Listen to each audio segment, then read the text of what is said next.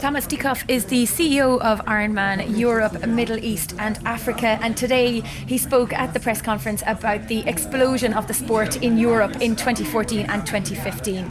Tell us a little bit about what has happened in the last year in Europe for Ironman. Yeah, everything went into the direction of the sport.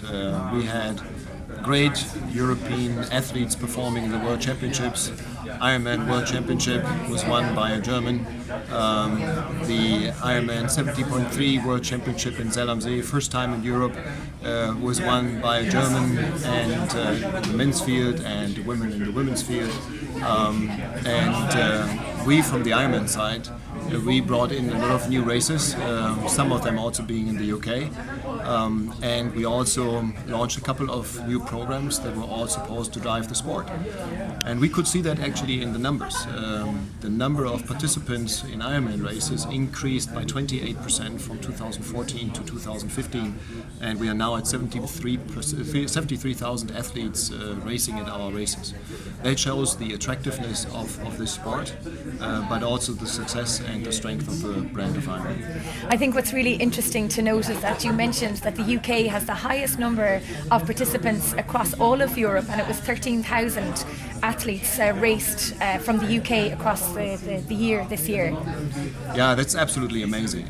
This is a phenomenon because looking at it from a more southern European perspective, I always admire the athletes from the UK, because the training opportunities in the UK, in my point of view, are anything else than ideal. You have beautiful roads, but they are very narrow, and the weather is sometimes, what should I say, refreshing. Not very nice. Refreshing. And so I applaud all these athletes from the UK that race in all our races in the UK, but also outside the UK. All the races that we have in England, in Wales, in Ireland, they're all sold out. And on top of that, a lot of athletes from England and from the UK race on continental Europe and in other races.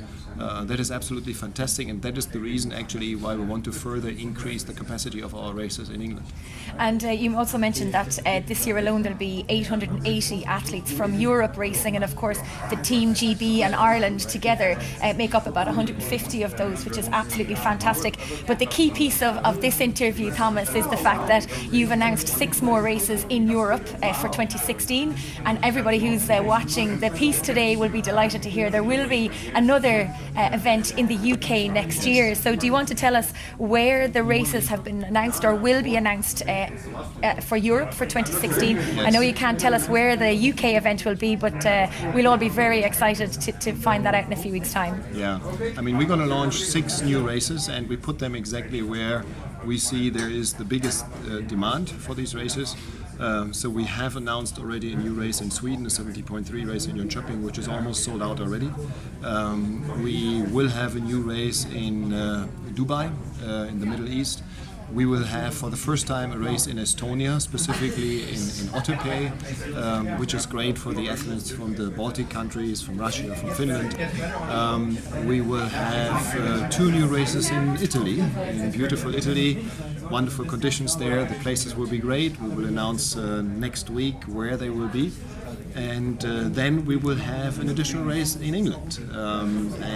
We cannot tell you yet where specifically, because we are still in the final stages of the agreements with the host city and all the parties that are involved. So I apologize for not being able to announce it, because I always follow the principle, when I announce it, I want to be 100% sure that the race takes place, because the athletes then want to register and they want to be sure that after all the preparation they have done, it then will work out. So we still have to finalize a couple of contracts, but I'm pretty sure we will be done in the next around 2 weeks. Well, I know that the athletes in the UK and indeed in the surrounding areas will be very interested to hear that announcement in a couple of weeks' time. And thank you very much for joining us here at the press conference this afternoon. You're very welcome, and thanks for coming over.